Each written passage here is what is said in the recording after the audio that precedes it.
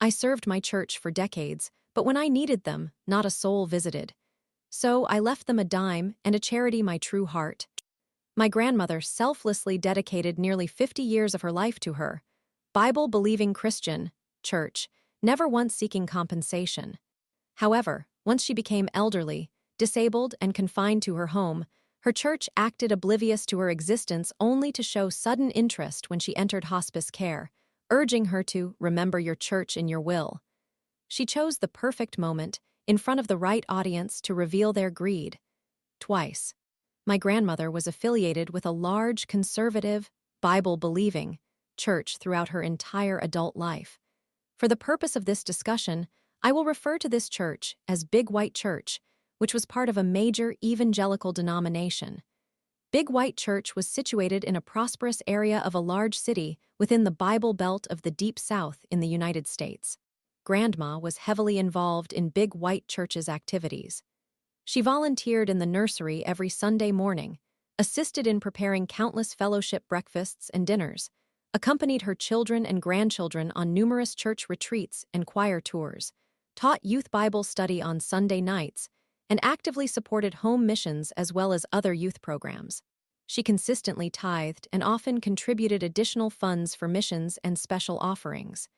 Grandma's most remarkable skill was her ability to make others feel valued.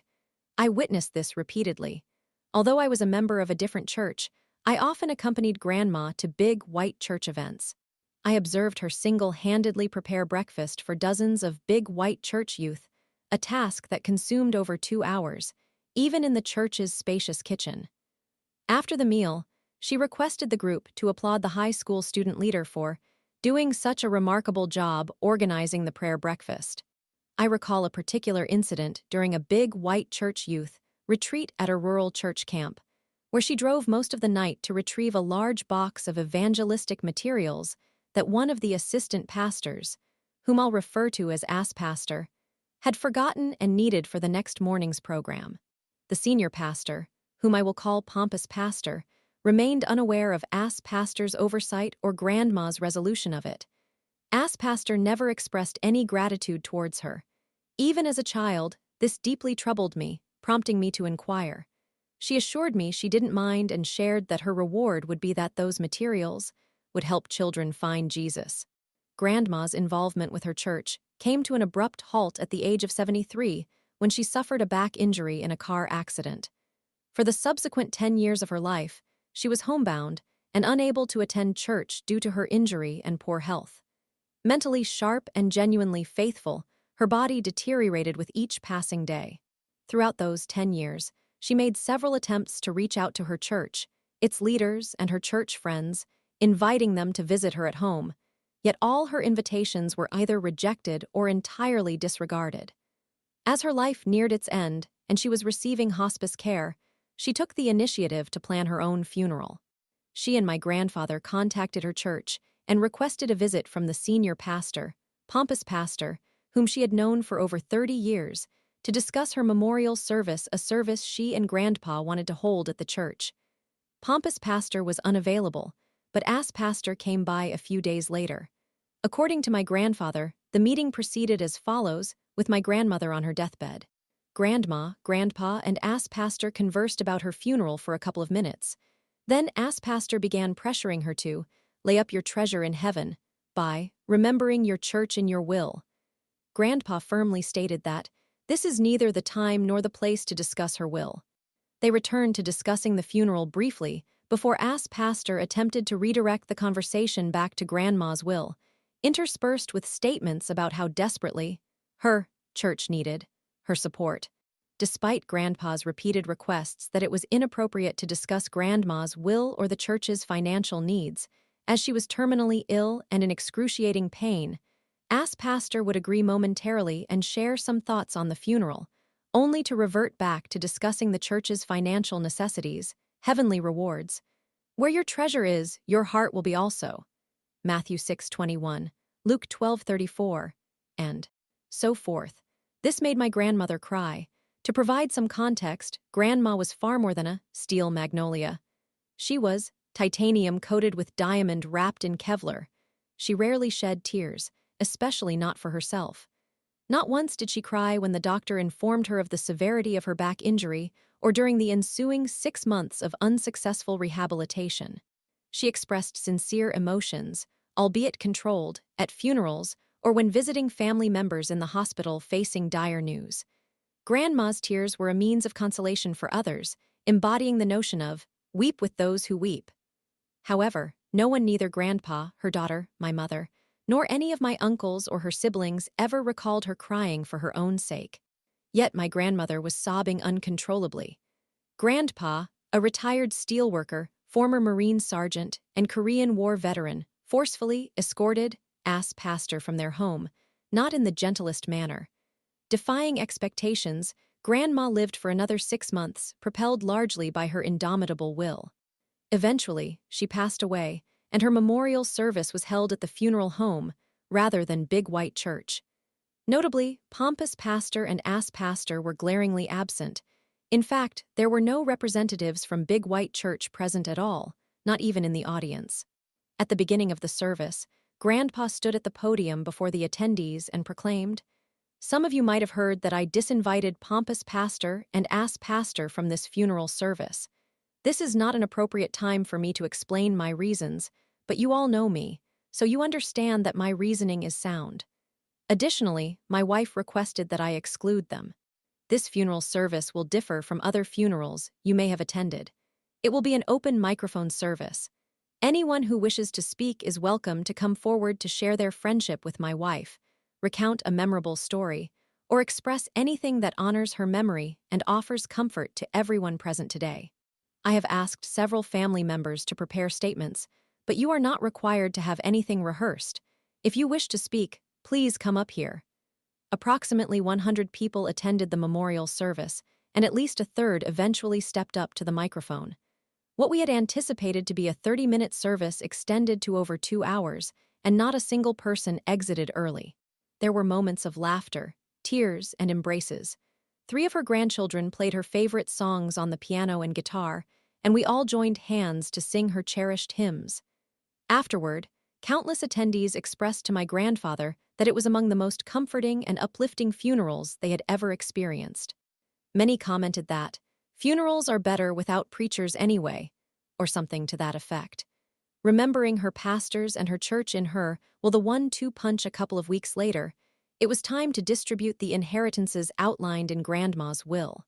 Although Grandma and Grandpa loved each other dearly, they maintained separate wills, as she had told my mother. That simplifies respecting each other's boundaries, and it was recommended by their lawyer. No one considered my grandparents wealthy. They had resided in the same cozy yet appealing house in a thriving, well-maintained suburban neighborhood for more than 50 years, living modestly and working hard. However, rumors circulated that they had a substantial savings account. Naturally, there is no legal obligation for anyone to attend the reading of the will, nor to even hold a reading. Modern technology and widespread literacy have rendered this custom nearly obsolete. However, the reading of the will was a cherished tradition in our family, providing an opportunity for our close-knit extended family to gather. We never hosted family reunions due to the challenges of organizing such large gatherings. Yet, we met for birthdays, holidays, funerals, baptisms, and similar events, ensuring that those who attended several gatherings would encounter nearly all of their cousins, aunts, uncles, and even great-aunts and uncles who were grandmas and grandpas' siblings and in-laws. With this family tradition in mind, many of our relatives included very personal bequests in their wills, items that held little monetary value but represented a final sharing of cherished memories. As a further incentive to attend, the family rumor mill buzzed with speculation, encouraged by Grandpa, that grandmas will contain some surprises. The reading took place in a conference room at a lawyer's office. Unsurprisingly, attendees included my mother, aunts, uncles, great-aunts, great-uncles, and numerous grandchildren. What surprised us, however, was the presence of pompous pastor and ass pastor from Big White Church. They informed us that Grandma's lawyer had informed them that her will included bequests not only for Big White Church, but also for them personally. Perhaps it was merely our perception, but my siblings, cousins, and I couldn't ignore the fact that these ministers appeared to be practically drooling over the prospect of Grandma's generosity. Oscillating between surprise and dismay, we noted that Grandma had a sizable family, resulting in many beneficiaries named in her will. The lawyer's conference room was slightly smaller than the typical middle-class living room. Extra chairs had been added, all seats were filled, and people stood wherever possible. The space was cramped. The lawyer suggested that pompous pastor and ass pastor occupy chairs at the front of the room beside him. With a large table positioned there, this arrangement placed the lawyer and the two ministers facing everyone else, granting them prime attention, but also making it easy for the rest of us to observe them closely while effectively barricading their path to the exit, which was located at the room's only door, with nearly 24 attendees taking up space between them and their escape. The bequests were quite generous, aligning with our expectations. Grandpa retained the house, its contents, their retirement funds, and the remainder after settling all bequests. Children, grandchildren, and various local charities were bequeathed pleasant but not extravagant sums. Several sentimental items were designated for various friends and relatives.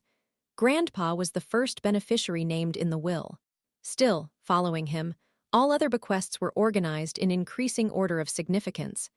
They began with sentimental items of minimal monetary value. Each grandchild received several $1,000s, then each son, daughter, brother, sister, niece, and nephew obtained slightly more. Local nonprofits received commendable amounts, and so forth. Bequests for Big White Church, pompous pastor, and ass pastor appeared, almost, at the end of the list. They attentively listened to the other bequests, anticipation growing as they noticed the upward trend in Grandma's generosity. When the lawyer reached the section addressing Big White Church and the two ministers, he stated, "This is somewhat unusual, but before I disclose these bequests to Big White Church, pompous pastor, and ass pastor, Miss Grandma's name requested that I read the following statement to everyone present." With that, he opened a letter written in Grandma's own handwriting. Over the past 10 years, not one person from Big White Church has ever called me, visited me, or sent a note expressing care for me. Not one minister, not one deacon, not one of the church women, not one of the members I worked alongside all those years who I loved dearly and considered friends. I dedicated countless hours to you when you needed me, yet when I found myself in need, you all ignored my existence. I received only one visit. When I was nearing death, I invited pompous pastor to come to my home to help plan my funeral. This was my final plea, after numerous attempts during the past 10 years, to connect with my church and pastor, whom I still cherished despite their evident disregard for me. I thought if I could have my funeral at my church, perhaps some of my church friends, whom I hadn't seen in a decade, would attend and remember me.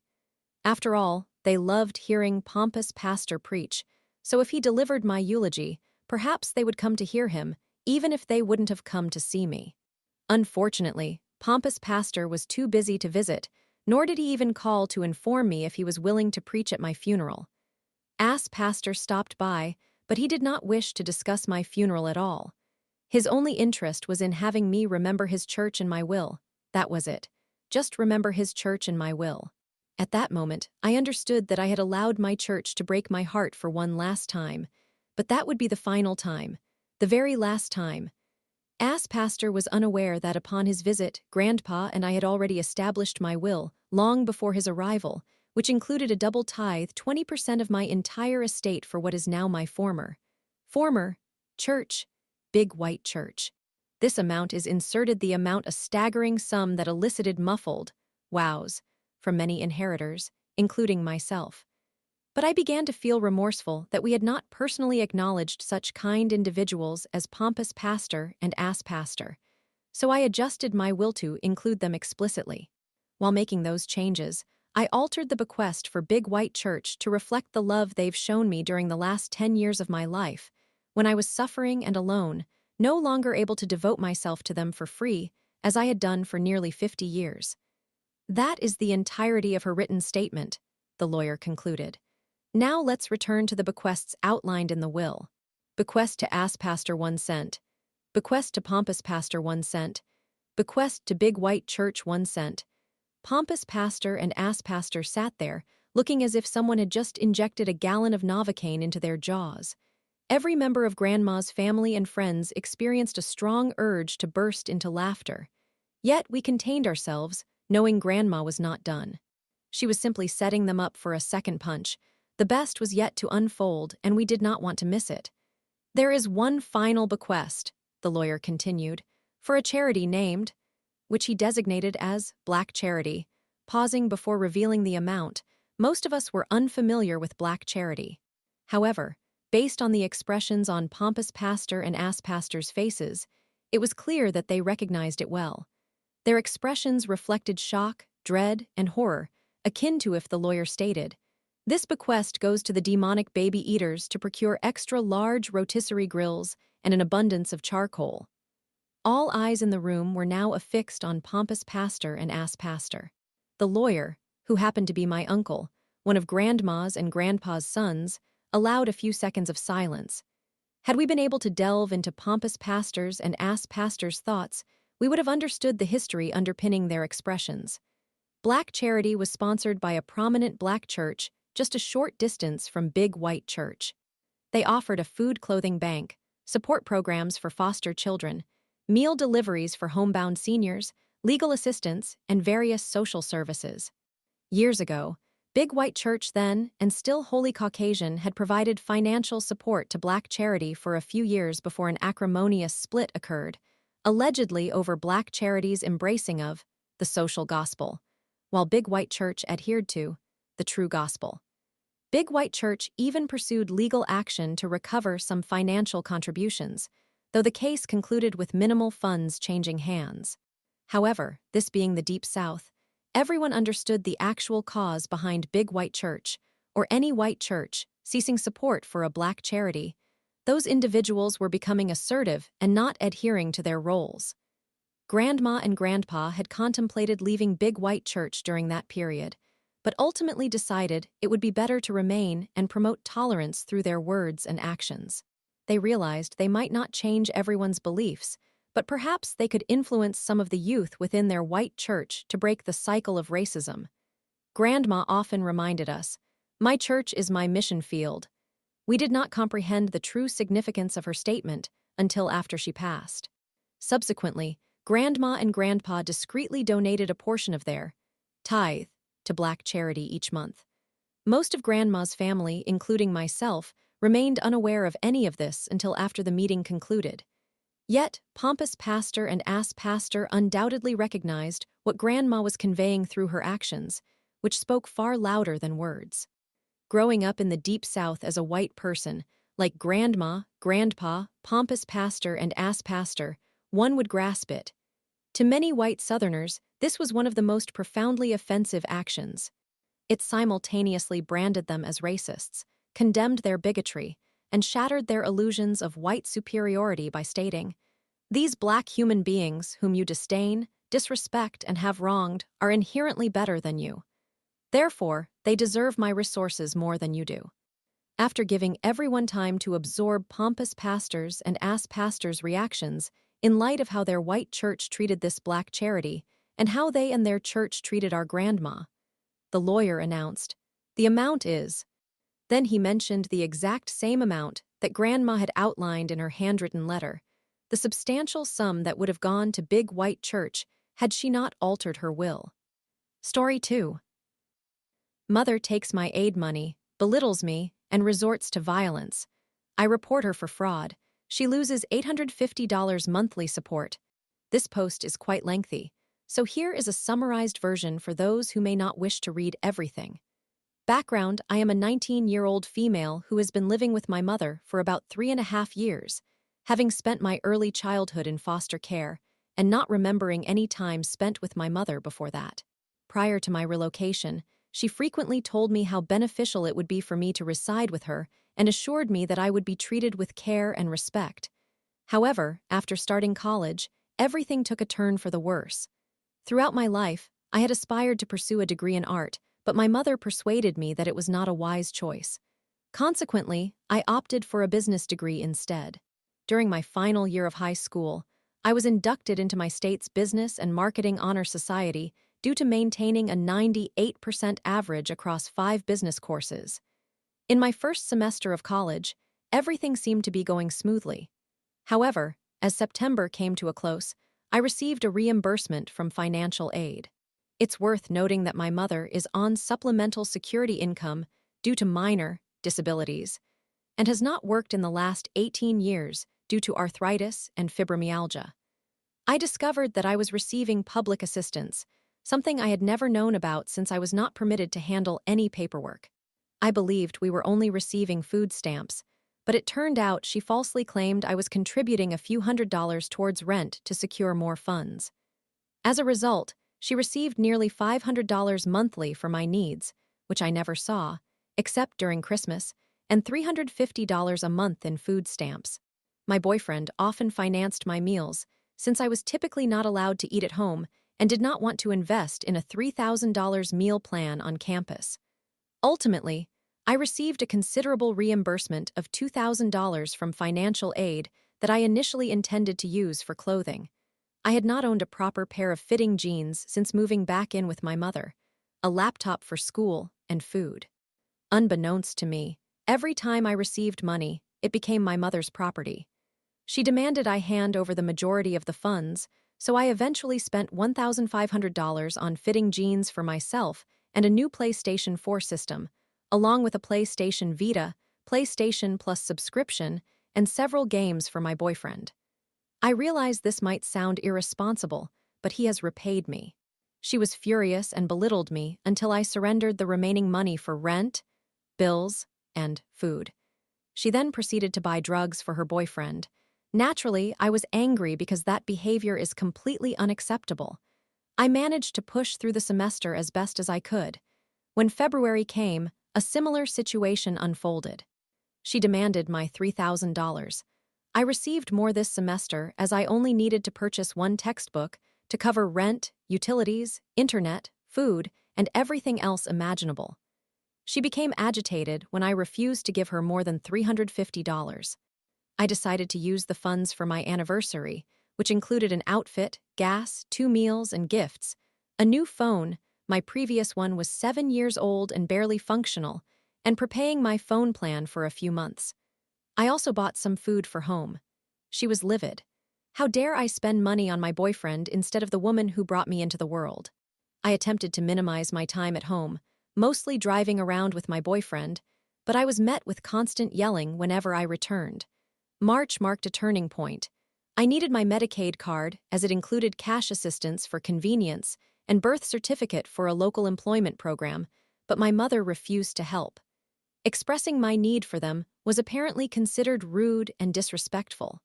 I largely ignored her and persisted in stating that I required them immediately because I had to leave. After half an hour of insisting, she finally handed them over and began shouting at me. During that time, I received a call from my caseworker inquiring about my timesheets. I needed teacher signatures to maintain my insurance benefits and food stamps, and she warned me that I could lose the cash assistance if I failed to submit them.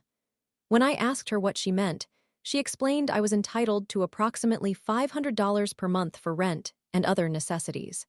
I relayed that I was unaware, and she expressed her frustration over my mother misusing the funds. She advised me to change the PIN on my card and not allow my mother access. After changing my PIN, I arrived home to find my room ransacked. My clothes were strewn everywhere, my old laptop was missing, and my Christmas gifts from my boyfriend had vanished. I felt devastated. I confronted my mother, requesting the return of my belongings, and she merely tossed everything at my door. I began to pack my bags because I was done with her nonsense. She insisted I return my Medicaid card, claiming that she keeps everyone else's. She screamed at me, threw my glasses on the floor, and attempted to toss my new phone while demanding the card. I suffer from post-traumatic stress disorder, so I panic when faced with loud confrontations. After she went to the store trying to use my card, she returned home and began physically shoving me around, insisting I provide her with the PIN. She insulted me, claiming I was just like my father, worthless for buying jeans that fit, and worthless for enjoying the presents I received from my boyfriend instead of her. The pants she gave me were 2 sizes too big and very low rise. She ultimately resorted to physically hitting me until I surrendered the PIN. Out of stupidity, I complied. For some unknown reason, someone called the police, who arrived soon after. My mother and her boyfriend tried to convince them that I was the abuser, a manipulator, and a pathological liar. I showed them the marks from where she had struck me and attempted to explain that she had taken my Medicaid card, but they did not show any interest. The police are typically unresponsive because my mother's boyfriend is known to have some influence over the local police force. After the police departed, my mother accused my boyfriend, who had never done anything wrong and had always supported me, of being a pedophile. I am a year older than he is, and banned him from ever entering our home again. Next, she imposed a new curfew of 6 p.m. on me, which was unreasonable as my class ended at 5, leaving me with a 2-hour walk home, and threatened to cast me out for any further outings. So I left. My boyfriend took me to a shelter for teens and young adults escaping abusive situations who had nowhere else to go. I managed to secure my own apartment, with the possibility of having a roommate in the future, and honestly have never felt more liberated in my life. The next day, I went to acquire a new card and learned that my mother had withdrawn $260 at 5 a.m., aided by my oldest sister. I was left with only $4 to sustain myself for 2 weeks until I could apply for my own food stamps and cash assistance. Most of the time, I survived on water, eating every 3 days at my boyfriend's home. When the pandemic began, his father denied me entry even though he was somewhat aware of my situation. I went an entire week without food until I secured my food stamps. I regretted not finding a job, as managing 8 classes, one being 6 hours weekly for just 1 credit, consumed most of my time. The college even suggested I withdraw to prioritize my mental health. I was terrified of leaving my new home due to the possibility of confrontations with my family or my mother's boyfriend's drug-using acquaintances. I increased therapy sessions from half an hour bi-weekly to 1 hour weekly. My therapist encouraged me to cut ties with my mother, even if it meant forfeiting approximately $3,000 worth of my belongings accumulated over the past 12 years, earned through babysitting and farm work while in foster care. I was devastated about losing all 40 of my cherished stuffed animals. They held immense sentimental value and were my primary means of calming down after panic attacks. Then, during my application for food stamps and cash assistance, a thought struck me. The retaliation I realized I could easily notify the authorities about my mother's welfare fraud.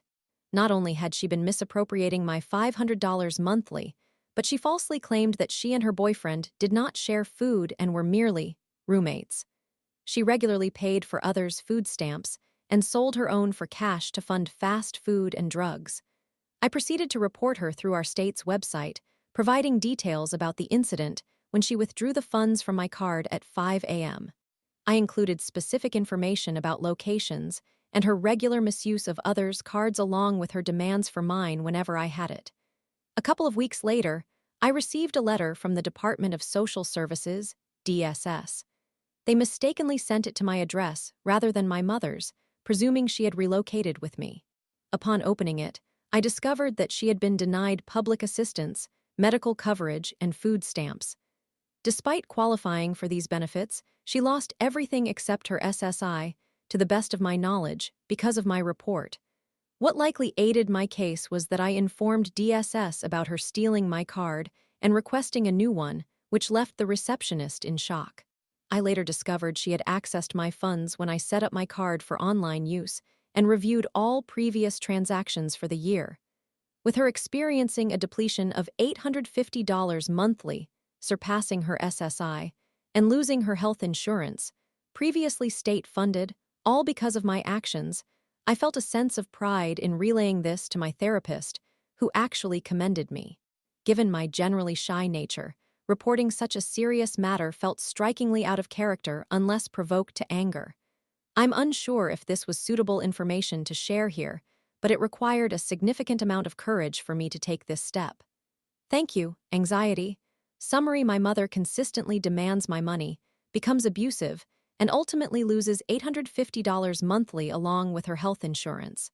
Update: my mother's boyfriend supposedly passed away last weekend, likely due to his cocaine addiction, leaving her without an additional $800 in cash, $500 in food stamps, and all the rent-to-own items registered in his name, including 2 recliners, a 60-inch television, a refrigerator, a stove, and 2 laptops.